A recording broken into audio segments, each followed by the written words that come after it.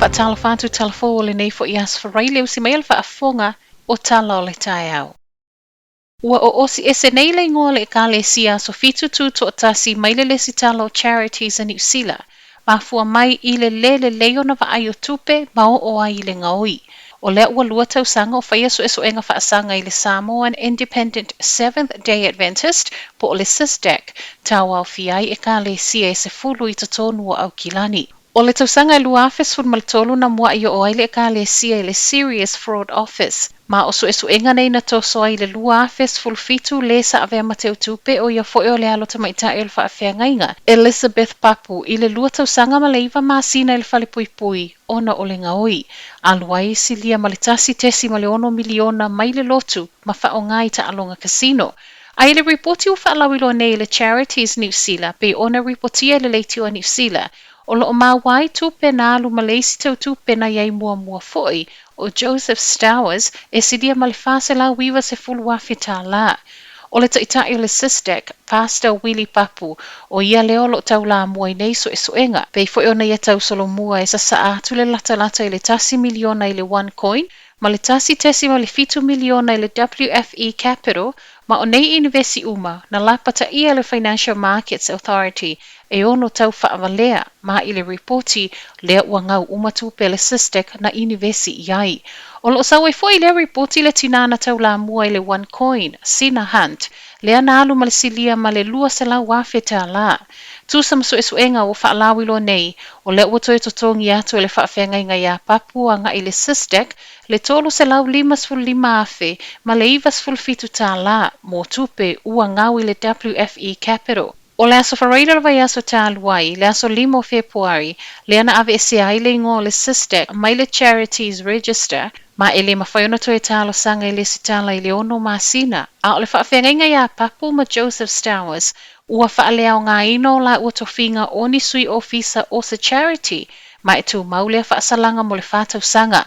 O le taitaila nei o le SISDAC, na whātau e seile pu le Cedar TV tasi a Samoa, ngalu ma le mana whai e Sele Sam, ona o le whaasala lawina o lana launga, na tuuai i lalo isi tali tonunga, whaapele li i pāle mia le tausanga tāluai, ma i uai, ina leto e whaasala lawina e le ofisa whaasala lau.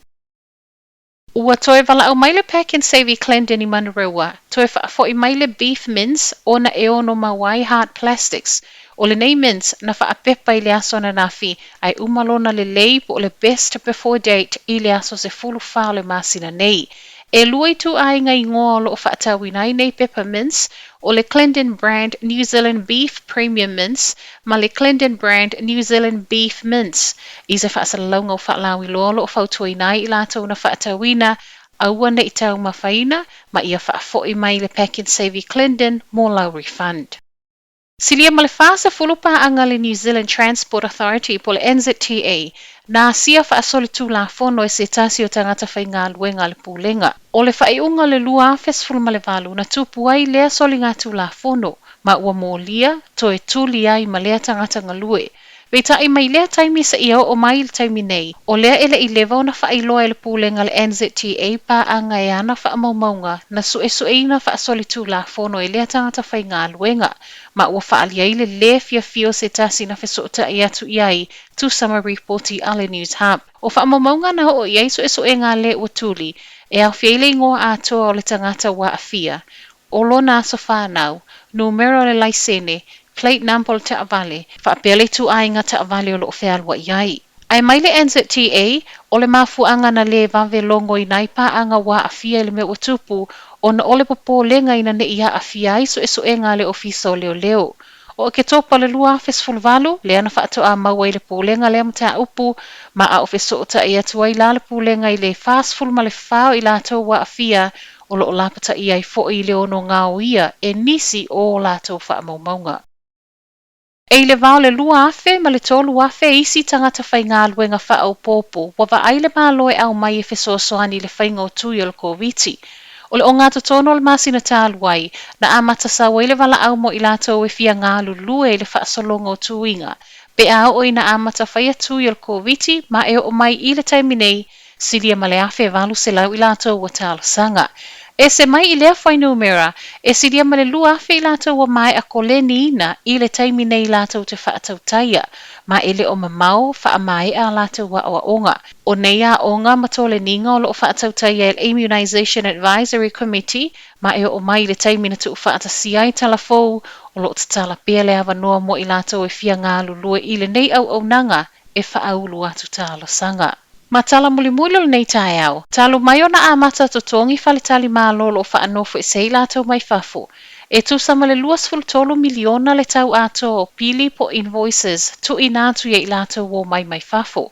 Lea uono māsina talo o na tutongi e tangata whai malanga mai i New Zealand potu manofuanga o lo o mai whaanofo e se ai. Ma ua toe maua mai ai leisi ono tesi ma le 5 miliona ai whaatali leisi tasi tesi ma le 5 miliona mai peimeni o ova aso e le tutongia. Tu sa ma le tolu afe se lau tā la le tau o lo o tutongia le tangata i to tasi. Iwa se lau 5 tā la mo le isi tangata matua whaopopo. Ai wha se lau 5 tā la mo le tamaititi whaopopo. Ma i reporti e le taitai awha i le tau ato o lo o whaanofo e se ai i lātou mai whafo.